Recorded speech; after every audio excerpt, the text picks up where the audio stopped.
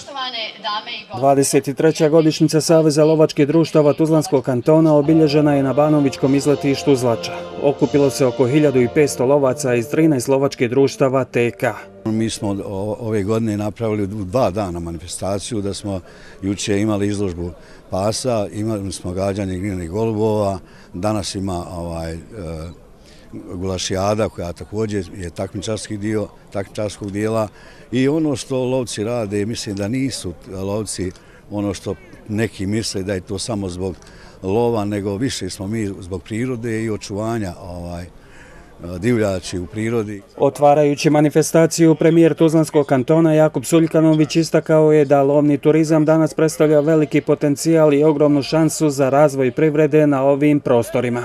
Moramo znati da lovci kao turisti su najizdašniji i najviše troši od svih drugih turista u bilo kojoj oblasti. I zbog toga ja vidim tu veliku razvojnu šansu i veliki potencijal i mi ćemo kao vlada Tuzlanskog kantona biti podrška Savezu lovačkih društava da svojim oni radom doprinesu da se razvija lovna infrastruktura. Manifestaciju Dani Saveza lovačkih društava Tuzlanskog kantona podržala je općina Banovići, a domaćini su bili lovci lovačkog društva Zelenboj. Ja se nadam da će svi oni koji su bili ovdje danas i koji će biti prisutni na ovim prostorima i na našoj staciji dati svoje mišljenje i viđenje da smo danas jednostavno napravili jednu dobru promociju kako turizma u onom pravom smislu riječi, evo kako i naravno i lovnog turizma koji je značajna, da kažem, kategorija u oblasti privrede. Mi smo se potrudili da budemo dobri domaćini i danas ćemo učiniti sve da sve ljudi, odnosno naše kolege lovci, osjećaju ugodno,